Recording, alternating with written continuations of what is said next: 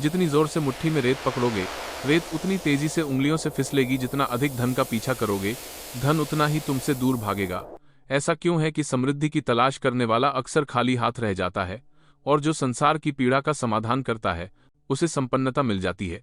क्या संपत्ति का प्रवाह किसी प्राचीन नियम का पालन करता है? एक ऐसा नियम जो लालच और साधारण गणना से परे है। समृद्धि का निर्णय इच्छा से नहीं, बल्कि समस्या के आकार से होता है। आज चाणक्य की बुद्धि समृद्धि के प्रवाह के रहस्य को उजागर करेगी। एक प्राचीन अध्ययन कक्ष में धीमी जलती मोमबत्ती की लौ में अगरबत्ती का धुआं तैर रहा था। एक युवा व्यापारी असफलताओं से थका हुआ महान ज्ञानी के पास आया। युवक ने सिर झुकाया, गुरुवर, मैंने सब कुछ किया, फिर भी धन मेरे पास क्यों नहीं आता? मैंने रेशम का व्यापार किया, मसालों की ढुलाई की, लेकिन मेरे भंडार अभी भी खाली हैं। चाणक्य ने उसकी ओर देखा। उनकी आंखें 1000 साल पुराने कुएं की तरह गहरी थीं। उन्होंने धीरे से उत्तर दिया, तुम परछाई का पीछा कर रहे हो और उस वस्तु को भूल गए हो जो उसे बनाती है। समृद्धि कोई ऐसी चीज नहीं है जिसका शिकार किया जाए।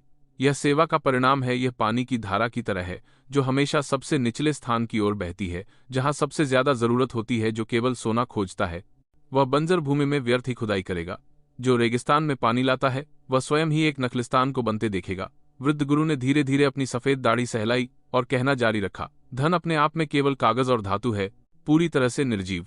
इसका वास्तविक मूल्य उस समाधान में निहित है जिसका यह प्रतिनिधित्व करता है। जो पैसे से प्यार करता है, वह व्यर्थ के आंकड़ों का गुलाम बन जाएगा। जो समाधान से प्यार करता है, वह स्थायी मूल्य का स्वामी बन जाएगा। उस खिड़की से बाहर देखो, चाणक्य ने इशारा किया। यह मत पूछो पैसे कैसे कमाएं, बल्कि पूछो किस पीड़ा को शांत करने की आवश्यकता है। दुनिया का निरीक्षण करो धैर्यपूर्वक।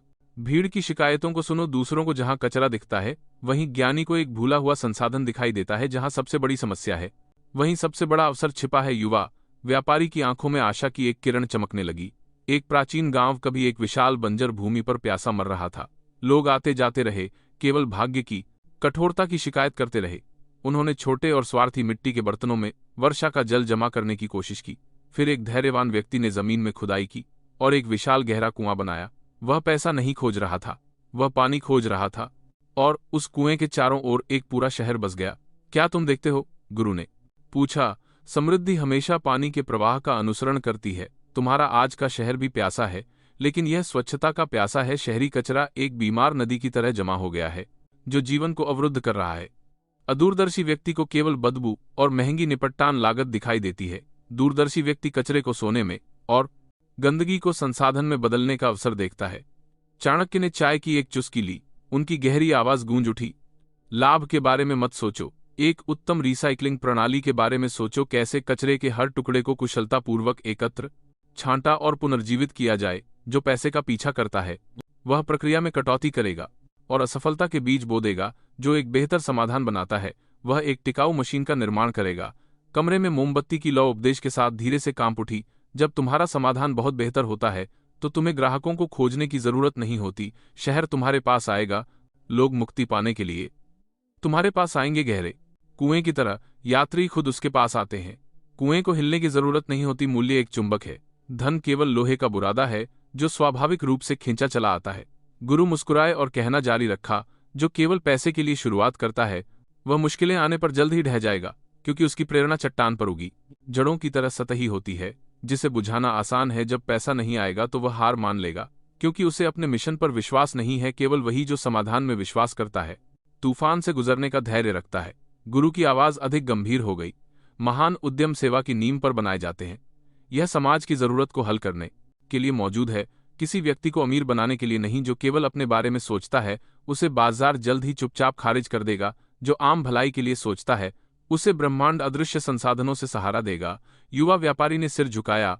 उसके माथे पर पसीने की बूंदें थी। समृद्धि लक्ष्य नहीं है, यह समस्या को हल करने का पुरस्कार है। एक पेड़ की तरह तुम जड़ों समाधान की देखभाल करते हो, और फल पैसा अपने आप गिर जाएगा। जो केवल फल तोड़ना चाहता है, वह जल्द ही पेड़ को सुखाकर मार डालेगा। एक धैर्यवान माली बनो, न कि जल्दबाज फल चोर। चाणक्य की आंखों में ज्वाला शांत हुई।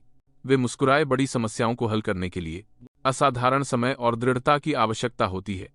कुआं खोदने वाले को तुरंत पानी नहीं दिखता, लेकिन उसे विश्वास है कि पानी वहां है। अधीर व्यक्ति पानी के स्रोत से कुछ ही इंच दूर होने पर हार मान लेगा। समृद्धि उसका पुरस्कार है जो समाधान के रास्ते पर अंत तक जाने का साहस करता है। यदि बहुत कुछ पाना चाहते हो, तो बहुत कुछ पाना चाहते हो। वंदरमार्कुमेंटर पानी के कैंपले के से लोगों की समस्या का समाधान करो।